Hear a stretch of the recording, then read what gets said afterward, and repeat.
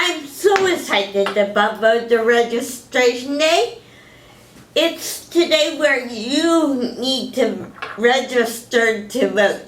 And I'm also excited about today's episode of Tuesdays with Liz, where I'm interviewing Michelle Bishop, where we'll be talking about how to vote and why is it important to vote. I'm also excited about the Twitter chat this Thursday at 4 p.m. Eastern Time. Join us on social media, #PWDREG2Vote, where you can share your stories. As Justin Dart said, vote as your life depends on it, because it does. Thank you. Hello and welcome to another edition of Tuesdays with a Disability Policy for All. This week is National Voting Registration Week, and we do hope that you will vote in November. Today, I have the great fortune to be talking to Michelle Bishop, who is the disability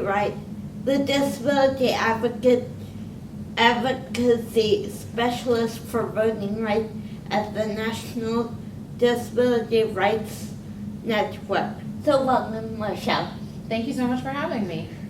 The first question is, why is it important for people with disability to be able to vote? So that's absolutely the most important question I think that we can talk about, because people with disabilities are about 20% of the total population of the U.S. 1 in 5 people are a person with a disability. That means that if we all go out and vote, we would be a huge part of the people who go out and vote on election day. And that means that all of our elected officials would have to listen to us when they make decisions about things that are really important to us. And so many of the things that matter to us, like education and employment and finding affordable and accessible housing and having transportation in your community that's accessible, so many of those things are determined by people who get elected, who get their jobs after election day in November. And so being a big part of that turnout and a big part of that election day is how we make sure that people have to listen to us when they're making decisions about us. That's really, to me, what we mean when we say nothing about us without us. And so I just think voting is so important for people with disabilities, and that's really how we're going to have our voices heard. Thank you. The next question is, what do people need to do to make sure that they can vote? So the single most important thing is getting registered to vote. And this is the perfect time to be talking about it, because today is actually National Voter Registration Day. So if you're not registered to vote, you should go out and get registered right away. If you're not sure if you're registered, you can always, it's really easy to find out. If you hop online or you call whoever's in charge of elections in your area, they can let you know. If you have to update your name or your address, you should do that before election day. So that's absolutely number one.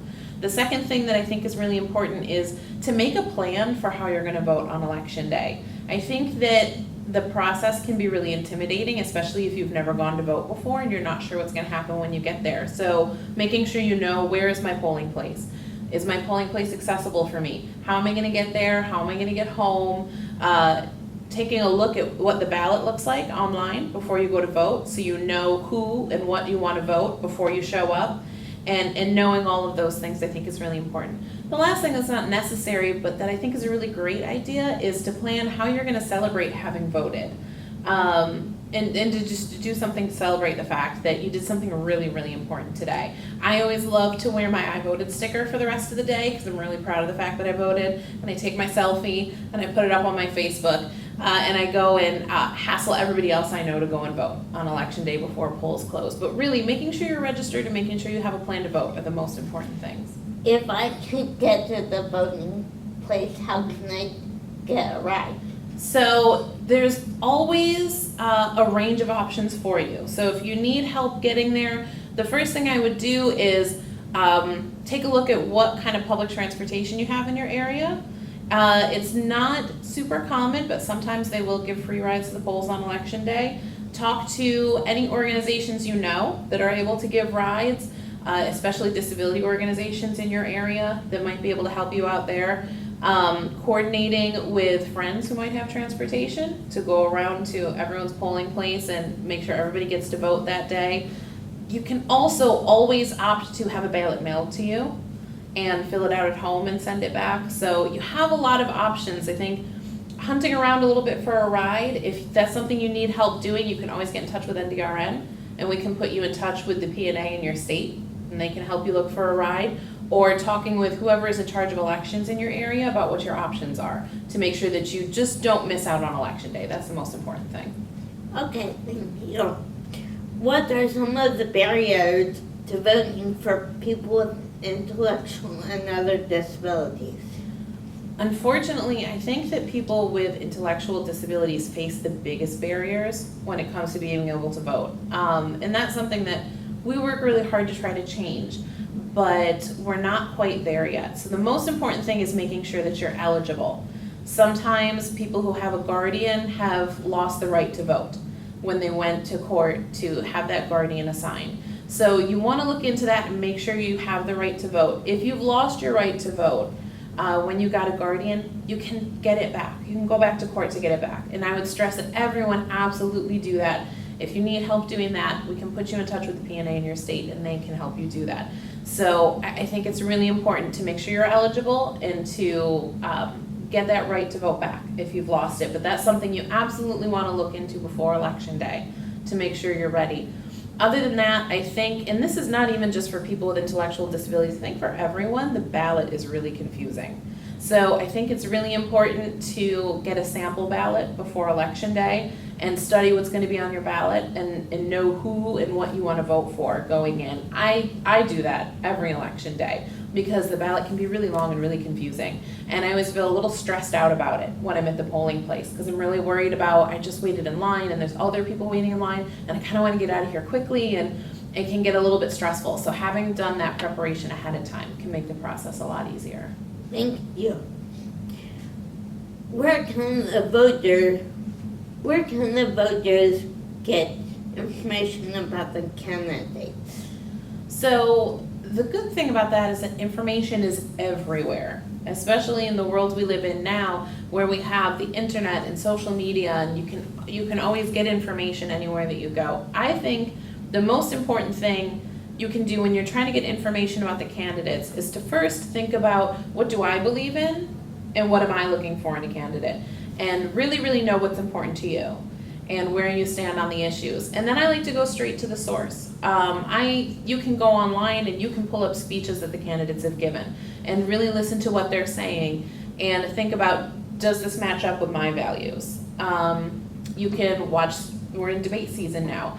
You can go on TV and watch the debates and hear the candidates talk to each other about what it is that they believe in. And I really think that that's the best way to get information. There's a lot of stuff out there on the internet, especially with social media, but it's not all accurate. So if you're looking at another source, you're looking at a news source, you just want to make sure you're using something that is really well known and really reputable. Pay attention to what kind of websites you're looking at. Are they nonpartisan or supporting a particular candidate? Are they a known news source? And so the number one thing I stress is just to be careful what you're looking at, but also know what it is that you want to see happen in this country, so that when you're listening to the candidates, you're really paying attention to, is this candidate saying things that reflect my values too? And that's, I think, the number one thing you can do to make a good decision about who you want to vote for. Okay, thanks. What happens if I make a mistake on the ballot while I'm voting? That's a really great question. You always have the right to get another ballot and start over. And not everyone knows that. If you make a mistake, they call it spoiling your ballot. But you just ask the poll workers for help, and they can, if you're using an electronic machine to make your choices, they can help you go back or start it over. If you have a piece of paper in front of you, they can actually get rid of that one and bring you a new one. So don't worry if you've made a mistake, it can always be fixed. You also don't have to vote and make a selection in every race if you don't want to. If there are only certain races that you feel confident about, you can vote in those, and then you don't have to fill out the rest of the ballot to be able to vote. Thank you. Is there anything else that I missed that you would like to talk about voting? I think really, what I said before, the most important thing is just to make a plan before Election Day and really think all of this through so that on Election Day you feel ready to go and you feel prepared. You know what's going to be on your ballot and who you want to vote for. You know how you're going to get to and from your polling place. If you need help with any of that, absolutely reach out to the P&A, the Protection and Advocacy in your state, or go ahead and contact NDRN and we can put you in touch with them and they can help you think through all of those things that you need to do to be able to vote. Okay, and the most important thing I think is vote. Yeah, absolutely. It's National Voter Registration Day. Get registered, make sure you're ready to vote, and then show up in November and cast your ballot. No matter who you're voting for, the important thing is that people with disabilities are out there voting, and people know that we're paying attention to the issues, and that we're voting, and that we're involved in this, and nothing about us without us still applies. Thank you. If you have any questions about this or any other policy issues, please go to the AUCG webpage and look for this week's in brief. And if you have any questions or comments about this week's Tuesdays with Liz, please leave it in the space below. Thank you and have a nice day. Thanks Thanks so much. Michelle.